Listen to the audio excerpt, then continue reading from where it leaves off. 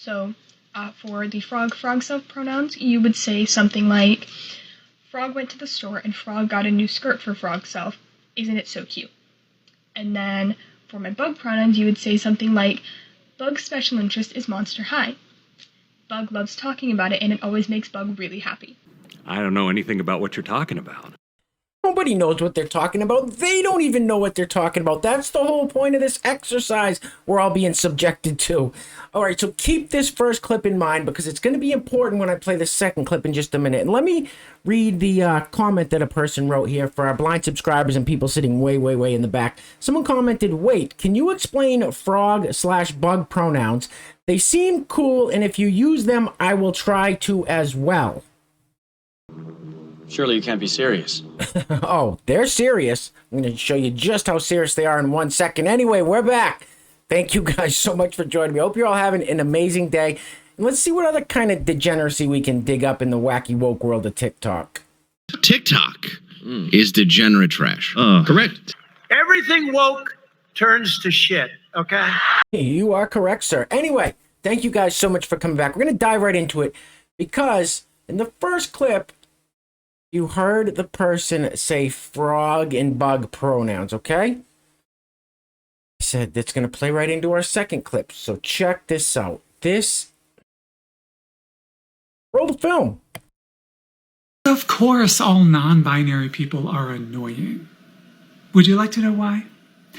You were taught at a very early age that you should not have or express your needs. And if I come along and say, I have a need for respect, you will respect my identity and you will use my pronouns. Especially if I require that of people. Ooh, that's going to get very annoying very quickly for you. But of course, what you were taught about having needs is not my problem. You look ridiculous. You will respect my identity and you will use my pronouns. Especially if I require that of people. Ooh. You're not that guy, pal. Trust me. You're not that guy. I think there's been a huge misunderstanding or some kind of communication breakdown somewhere where these certain people think that they can come to us and tell us that we have to respect something and that they are going to require something of us. There's been a little miscommunication there because that ain't happening. Anyway, as I said, pay attention to that first clip. Remember that first clip, bug and frog. Was it bug and frog? Who knows? Who knows? Pronouns. So this person is requiring us to use their pronoun. So bug and frog.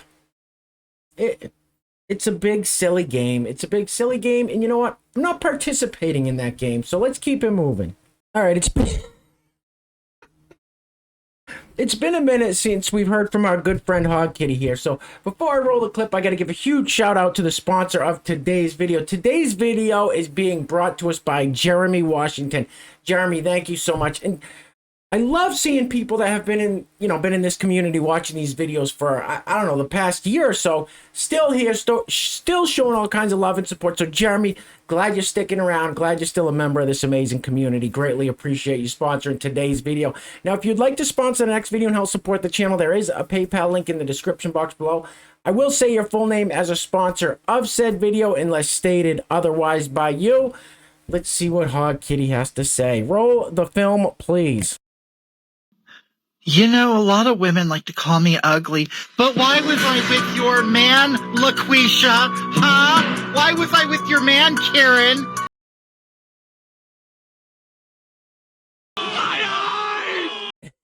All right, big shout out to Hog Kitty, one of the greatest trolls of all time. Hog Kitty, you come on here and see this video. Hog Kitty has watched a few of these videos in the past, has left comments. So Hog Kitty, if you come see this, we love you here at this community. We love you here at this channel. Thank you. Keep doing what you're doing. You are hysterical. And for those of you guys that don't know, Hog Kitty is a troll. She is basically pointing out the absurdities of these people that are doing this stuff in real life. So let's keep it moving. All right, guys, this next clip is so bizarre. This person, this dude with the strange mustache and Black Lives Matter shirt on.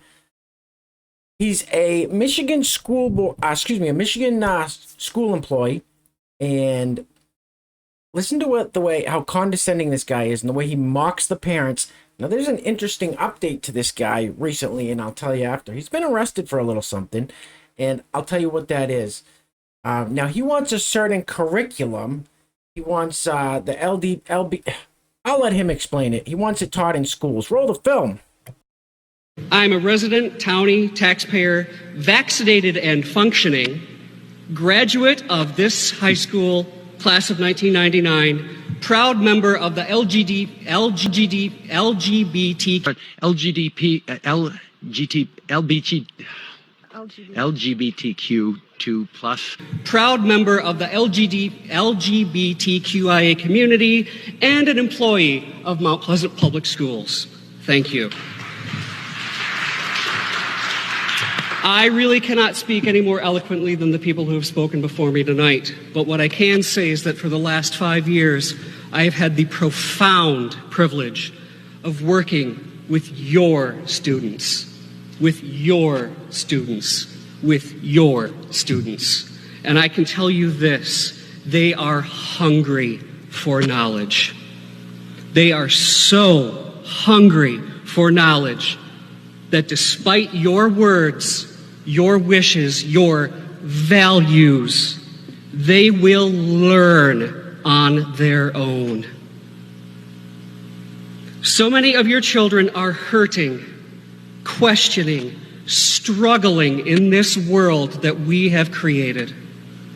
They are simultaneously being taught to celebrate and to hate who they are. I can't deny that.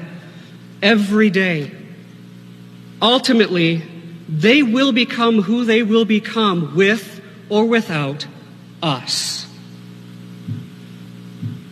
Give them the chance, the grace, and the support to embrace their own learning. They're going to do it anyway.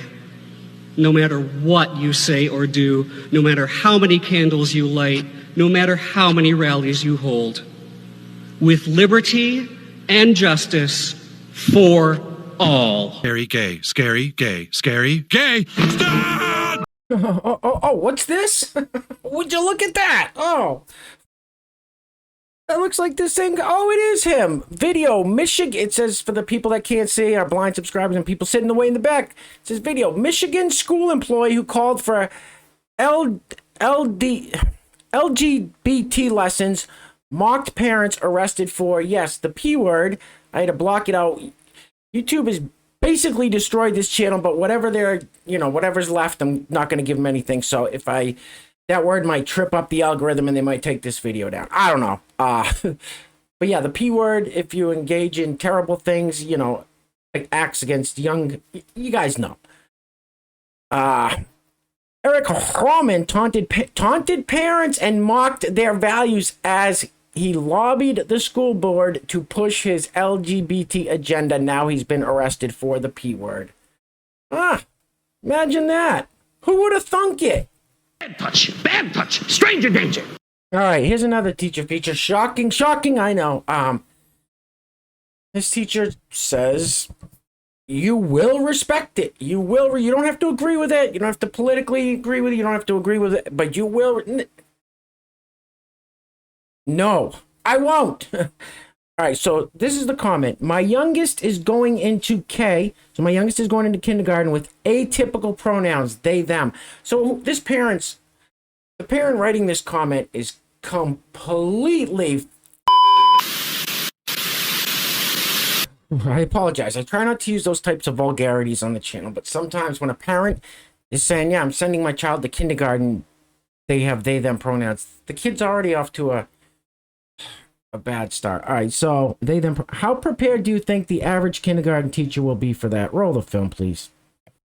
So I have never personally had any my kindergarten students come in with like they, them pronouns or anything that's considered like atypical pronouns. So I cannot speak from experience, but I can tell you the way I would handle it is by just respecting their pronouns, especially if the parent communicates that ahead of time or the child communicates that. I can't think of any training specifically that have ever really been like preparing me for this. I've done like my own research and stuff like that, but also I support the LGBTQIA plus community. I would really hope that most teachers could put their political beliefs aside and just be respectful to whatever their students say that they prefer. Because you don't necessarily have to agree. You don't have to see what they see and whatever. But you do have to be respectful. I think most good teachers would do that. Oh, fuck yourself! Yeah, please stop telling us that we have to be respectful. You have to respect people's pronouns. Please stop telling me that I have to do anything, because I don't. Let's keep it moving. All right, this video has been going viral. It's called The Dragtivity Book Lesson Plan with Leon Silver's counselor LMHC. This guy's some kind of psychotherapist. And this is a book for children, mind you. Listen, the video's almost over. We're going to be wrapping it up soon. There's going to be some changes here. YouTube is really putting the boot down on our throats. And they're doing it to a lot of creators. If you want to know what's going on, Jeremy at the Quartering, Jeremy Hambley made a video about it. There's a channel called Shadversity that made a video about how YouTube's just snuffing out creators left and right, and it's really affecting this channel. It's really affecting me here. So we're gonna try to plow through it. Like I said before, I'm gonna do the best I can, guys. I'm gonna keep doing this until it just doesn't make any sense anymore for whatever reason. But it's really tough. If you want to know what's going on, like I said, go watch them. They'll explain it a lot better than I can. But I'm going to start shortening up the videos because for whatever reason, YouTube doesn't like promoting videos that are 15 or 20 minutes long. They'll promote ones that are 10 or 12 minutes long. Nothing YouTube does make sense. They say they care about the mental health of their content creators. That's a bold-faced lie. They could care less. Anyway, I don't want to go down that rabbit hole. So like I said, we're going to be ending it really soon. Let's just see what this is about. Roll the film. It says, for storytellers, educators, and anyone who wants to learn how to utilize the Dragtivity book as an educational tool to talk to kids about gender and drag. Kids!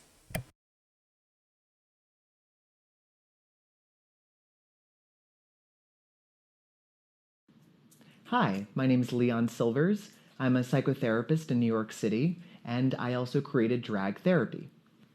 Drag Queen Story Hour and Says Me often get a lot of questions from parents and teachers on how to talk about drag, gender, and identity. So the Dragtivity book is a compilation of those questions put in a way that's fun, educational, and a way that can teach kids about gender, drag, pronouns, and many other different questions. You're a sick asshole. All right, guys, we're going to wrap it up with this last teacher feature here. How is there so many of them in the schools? It's just crazy. Anyway, guys, thank you so much for sticking it out. If you made it this far, give yourselves a round of applause, a pat on the back. You guys know I can't do this alone. So thank you so much for trudging ahead. Greatly appreciate it. Once again, Jeremy Washington, thank you so much for sponsoring today's video. It says nerdy education stuff, building an anti-racist classroom.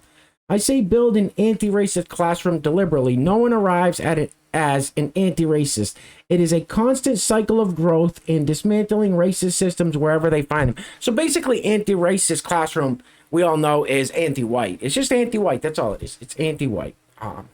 So we're going to wrap it up with this one. Let's, 1 second here, guys. Let's roll the film, please. Nerdy education stuff. You have asked me how I build an anti-racist classroom. One of the first steps in achieving this is having a culturally responsive classroom. So the idea is that children come into your classroom with their own knowledge, their own experiences, cultures, and backgrounds. Aside from just naming that and celebrating our differences, one of the ways that I do this is having a community board. So on the community board, we'll have pictures of our families, especially in the beginning of kindergarten. That's so helpful. And you can add artifacts, pictures, whatever, things that are meaningful to them and their families. This can also be brought into the curriculum and the space. Something in the past that's been an issue is surrounding Black and brown students with just white representation in literature, in photos, in mentors. Making sure that the people you teach about in your classroom look like your students is so great. And let them share their own experiences too. And you ain't black. Chocolate chip. Oh, yeah. Eat some chocolate chip.